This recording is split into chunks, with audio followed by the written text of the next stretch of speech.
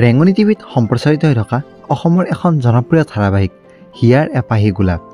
এই ধাৰাবাহিকখনত হিয়াৰ চৰিত্ৰত অভিনয় কৰা অভিনেত্ৰীগৰাকীৰ প্ৰকৃত পৰিচয় আপোনালোকে জানেনে? যদি তেখেতৰ প্ৰকৃত পৰিচয় আপোনালোকে জানিব বিচাৰে তেতিয়াহ'লে আমাৰ এই ভিডিঅ'টো একেবাৰে শেষলৈকে চাই থাকক।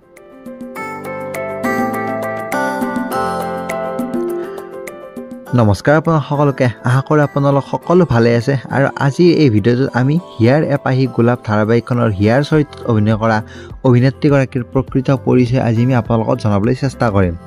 তেখেতৰ প্ৰকৃত নাম হৈছে গায়ত্ৰী বৰা আৰু তেখেতৰ ঘৰত সকলোৱে মৰমতে বেবী বুলি মাতে। তেখেতৰ ঘৰ হৈছে বিশ্বনাথ চাৰিআলিত আৰু তেখেতৰ জন্ম হৈছিল 17 জানুৱাৰী তাৰিখে।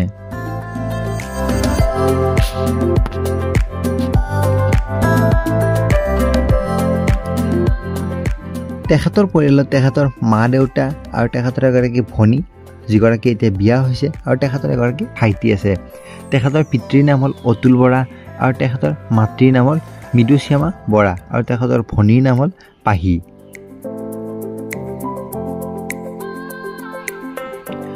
যদি আমি তেখেতৰ শিক্ষাগত অৰ্হতাৰ বিষয়ে জানিবলৈ চেষ্টা কৰোঁ, তেখেতে পোনপ্ৰথমতে স্কুলিং বিশ্বনাথ চাৰিআলি একাডেমীত কৰে। তাৰপিছত তেখেতে কলেজ বিশ্বনাথ কলেজৰ পৰা তেখেতে শিক্ষা গ্ৰহণ কৰে।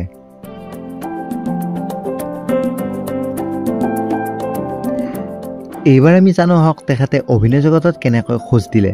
গায়ত্ৰী বৰা অৰ্থাৎ হিয়াৰ এপাহি গোলাপৰ হিয়া নামৰ চৰিত্ৰত অভিনয় কৰা অভিনেত্ৰীগৰাকীয়ে তেখেতে অভিনয় জগতত খোজ দিছিল 4 বছৰ বয়সৰ পৰাই।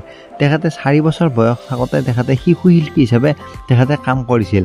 তাৰপিছত তেখেতে বহুতো এনেকুৱা অভিনয় জগতত কাম কৰিলে। তাৰপিছত তেখেতে VCD কৰিলে, তাৰপিছত ভিডিঅ' ছঙত তেখেতে অভিনয় কৰিলে আৰু তেখেতৰ প্ৰথমখন ধাৰাবাহিক হৈছে বাস্তৱ। তেখেতে বহুকেইখন ধাৰাবাহিকত অভিনয় কৰিছে, কিন্তু তেখেতৰ প্ৰথমখন ধাৰাবাহিক হৈছে বাস্তৱ।